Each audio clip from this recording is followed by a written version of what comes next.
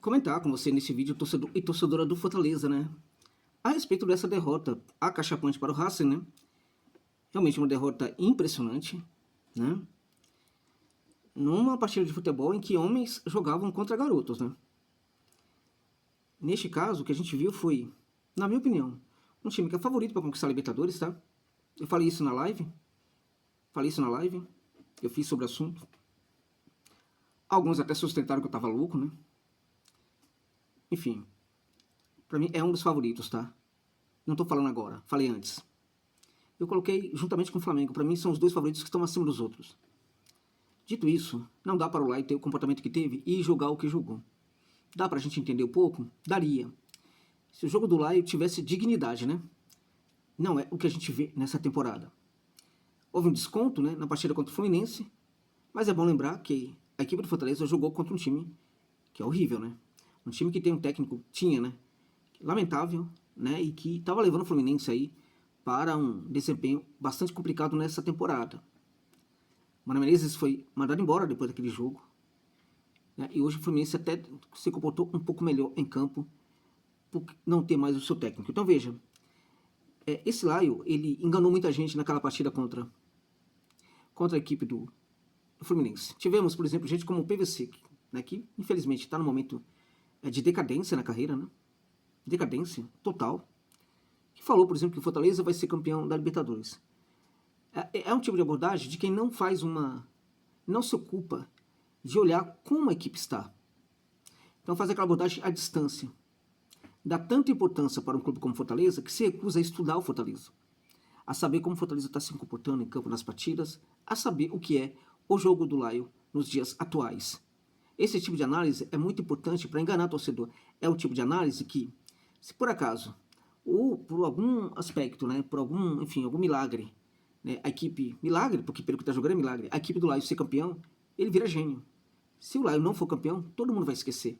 Só tem a ganhar com isso, né? Agora, infelizmente, não é um comportamento sério de um analista sério. É o fim trágico do PVC, né? Apontar Fortaleza como favorito para a Libertadores é brincadeira diante do que o Laio está jogando nessa temporada, né? A respeito de seu Laio que chega a ser irresponsável um comentário como o do PVC, tá? E o que a gente teve em campo hoje foi um baile. Foi um futebol praticado por um time muito bem treinado contra um time, desculpa gente, um time bem vagabundo, né? Digamos assim, né? Hoje o que jogou em campo foi isso, né? Reparem no segundo gol do Racing.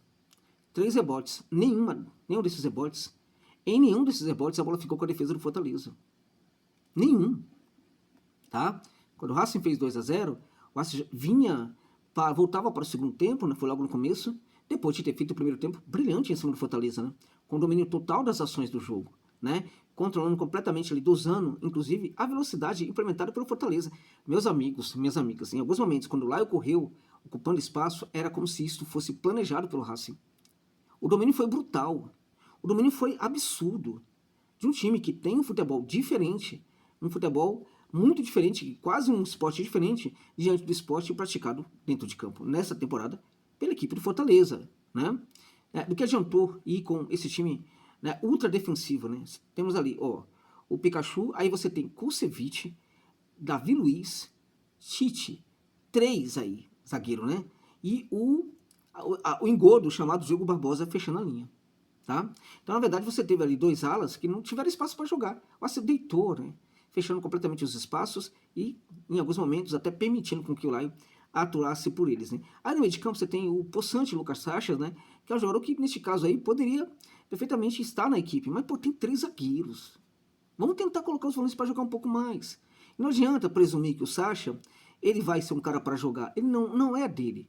Não é culpa do Sacha ele ser visto pelo técnico do Fortaleza, pelo Voivoda, como se fosse o Enzo Fernandes da seleção da Argentina, né? Ele olha e vê o Enzo Fernandes, né? Ele vê o De Bruyne, né? Ele vê o Gerson, né?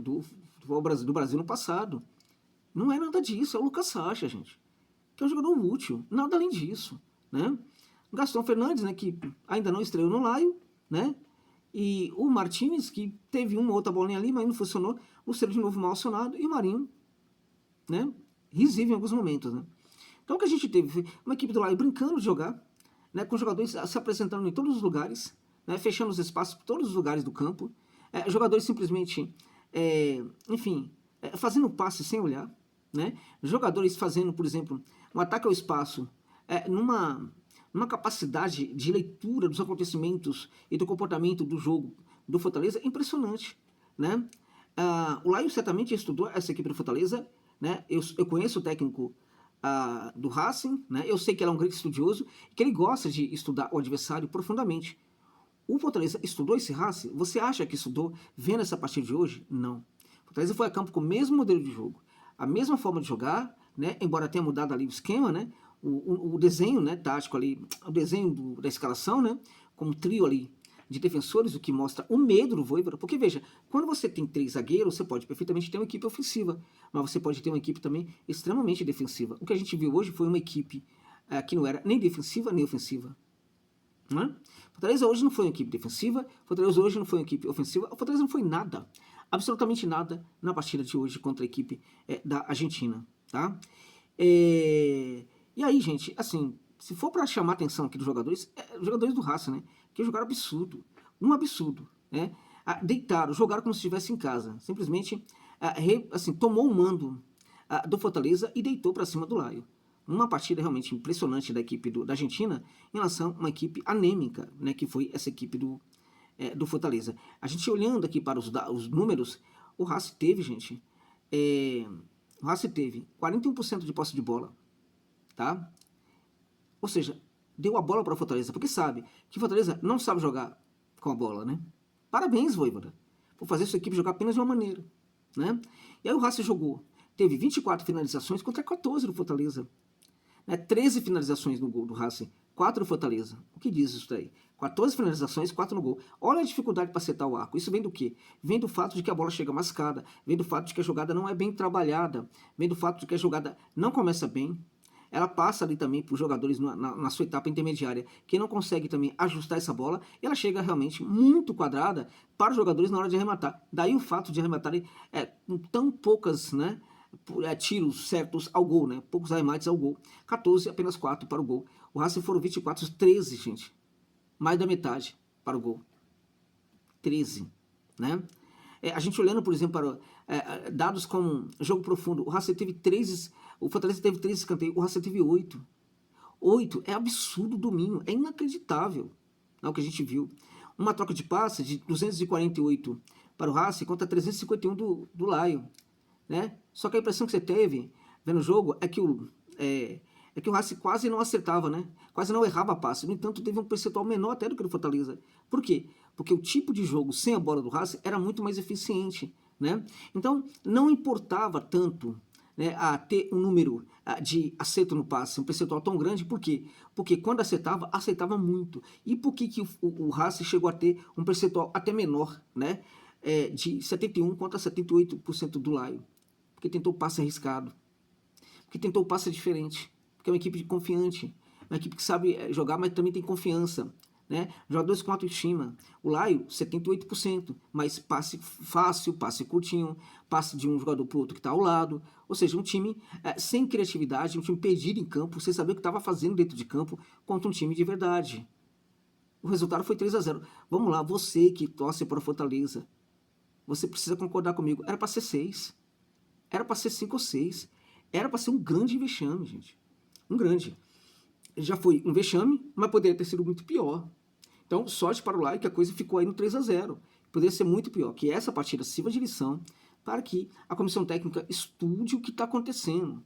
Porque ainda tem tempo para mudar.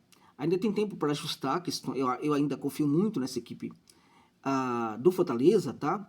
Confio muito no Laio. Não tem como não confiar no Laio, né? Agora, evidentemente, né, que, como eu já falei em outro momento, eu confio na equipe. Agora, não dá para ter apenas confiança e presumir que por causa disso a equipe irá muito bem. Para que a equipe consiga, na verdade, resolver os seus problemas, né, ela vai precisar, né, apresentar os sinais de solução desses problemas, né? E isto a gente não está vendo hoje. Neste momento a gente não está vendo isso em campo. Não estamos vendo, né? A gente está vendo uma equipe, né, que quando joga contra qualquer adversário vai praticar o mesmo tipo de jogo, a mesma proposta. E o medo de perder, né, o medo de levar gols é maior do que a vontade de ganhar. Aí fica difícil, né? Então esperemos que situação mude, acham que o Lion é um clube, é uma equipe, fruto de um clube em que poucos ajustes, né, podem ser suficientes para que tudo fique bem, mas eles precisam ser feitos, né? Então, infelizmente, nesse jogo não tivemos uma equipe ajustada em campo, foi terrível de ver, foi triste de ver, teve um momento que deu vontade de parar de ver, né? Em virtude do que eu vi, o sofrimento do Lion e também dos torcedores na arquibancada, né? Essa torcida não merece isso, gente, não merece. Então é uma noite triste, né? Eu desejo para vocês, na medida do possível, uma noite boa, mas eu sei que é muito complicado, em virtude dessa derrota que foi acachapante, mesmo ficando nos 3-0, meus amigos e minhas amigas. Por sorte, a equipe do Colo-Colo não conseguiu virar o jogo para cima do Bucaramanga, né? Porque a equipe do Colo-Colo foi jogar contra a equipe do Bucaramanga fora de casa, esteve atrás do placar, né, vários momentos, mas acabou empatando a partida, né? Porque senão seria ainda pior para o Lion, tá? Agora, de certa forma, nada está perdido ainda. Agora, complicou um pouquinho, porque o Fortaleza está a disputar a segunda vaga desse grupo E, justamente, na minha opinião, contra a equipe do Colo-Colo. O Colo-Colo jogou fora e saiu vem com ponto, né? Enquanto o Lion jogou dentro de casa e saiu com a derrota, e derrota por 3-0. Claramente, você pode argumentar que quando jogar contra o Bucaramanga, o Lion pode perfeitamente empatar fora de casa ou até ganhar. Só que vai ter que construir esse resultado, né? E o Colo-Colo já construiu, pelo menos, esse resultado de empate fora de casa. Então, a noite poderia ter sido pior se o Cacique Chinano tivesse vencido, que aí ia ficar muito difícil mesmo. Mas como ele empatou, né? Então ainda nada está perdido para o Lion. Basta ajustar poucas coisas que, na minha opinião, tudo volta a funcionar. E o Lion pode voltar a entregar alegria para você, torcedor e torcedora. É isso, gente. É isso.